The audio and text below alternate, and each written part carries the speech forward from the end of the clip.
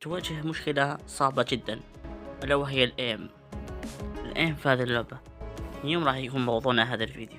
شرفت الخير تغييرتي في مقطع جديد. اليوم يا شباب راح نحل مشكلة الإيم إن شاء الله. مثل ما تحدثنا في المقدمة، أغلب اللاعبين يعانون من هذا المشكلة تقريبا. بس يعني عشان نحل المشكلة لازم نروح هون ميدان الرماية. يلا ليتس جو.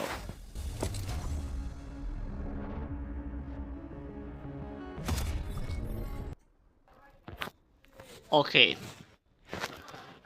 اوكي استنى بس اشوف اذا التصوير شغال. ايوه التصوير شغال. اوكي. حاليا انت ماسك سلاح. انت ماسك سلاح عادي جدا. بدك تصور مع الخصم بس يعني ما تعرف كيف تجيب. يمكن تجي شوت صدفة. انا اقول لك وش تسوي. طبعا عندنا السلاح هون جاهز خلاص. انا بعطيك اشي اسمه تعديل فوق. ايوه.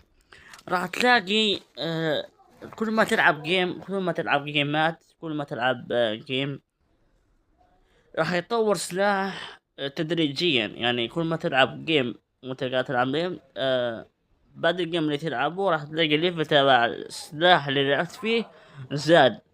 ولما يزيد يفتحوا لك قطع إضافية للسلاح. مثلا نختار هذه أساسي. أنا هختارها على أساس ماني أطور ولا أي شيء. راح أحذف كل شيء عندي. راح أخليه عادي جدا.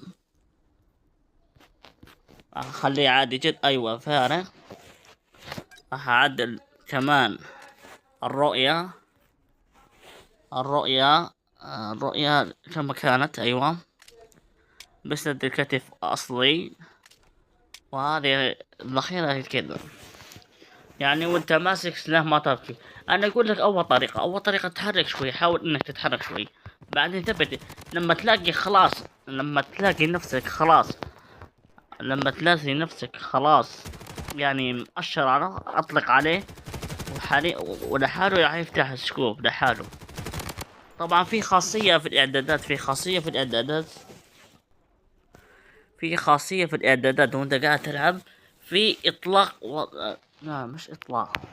دقيقة يا شباب، انا ضيعت اسلوب اللعب. انا ما اعتقد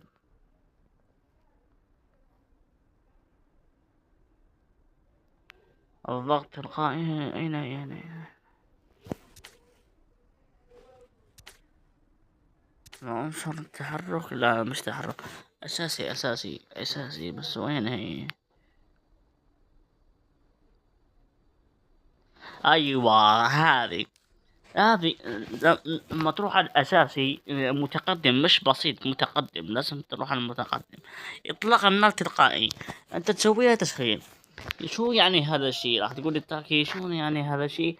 انا اقول لك لما تأشر الخصم وانت قاعد تسدد عليه خلاص راح يصير طلق تلقائي عليه. يعني ما في داعي انك تكبس مرة ثانية على السلاح. اوكي ان شاء الله بس تكونوا فهمتوا معي. راح نروح لسلاح ثاني. طبعا هذا الشيء راح ينطبق مع كل الأسلحة. هذه في حال ما عندك ولا سكين السلاح. اوكي. طبعا اكثر سلاح ممكن يضيع معاك هو سلاح نسر الصحراء. ايوه هذا صار لي 19. هذا يا صديقي حله الوحيد هو انك تحاول تطوره. كيف تطوره؟ راح تقول لي كيف تطوره؟ تلعب جيمات وتلعب بهذا السلاح. لازم تلعب بيه. تحاول تجيب فيه كلين على كل واحد. كلين على الاقل دمج الخصم هو لحاله راح يتطور. اوكي.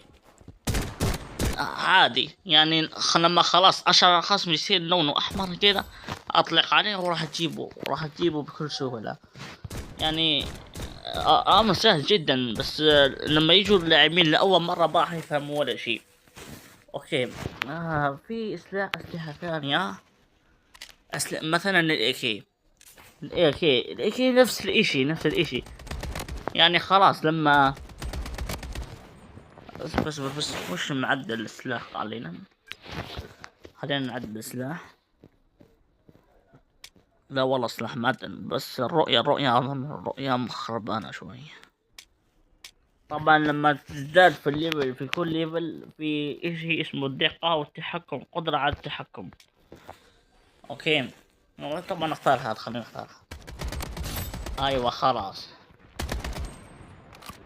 يعني واذا ضيع معك الام حاول انك تتحرك وتضغط على كبسة هذه، كبسة هذه تبع الجلوس وانت ماشي. آه.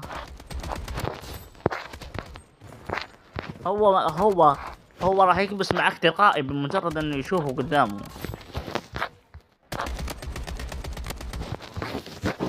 هو راح يكبس معاه تلقائي بمجرد انه يشوف ايم يمسك الخصم. طبعا خلينا نروح لسلاح ثاني، نجرب مع سلاح ثاني. مثلا السكار. ايوه سكار مش تبع فري فاير، هنا سكار جد صعب. شفتوا يا شباب كيف يعني خلاص مجرد انك مسكت الخصم خلاص راح ينحل معاك هذا المشكل، تقدر تجيبه عادي وايزي.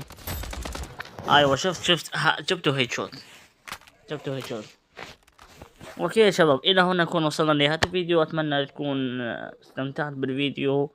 في المقطع الجاي راح اجرب الاسلحة القادمة، راح اعطيكم اعدادات الاسلحة القادمة. انا اعطيكم الطريقة جربها على اغلب السلاحات تقريبا، اغلب السلاحات تزبط معاك. اوكي يلا سلام.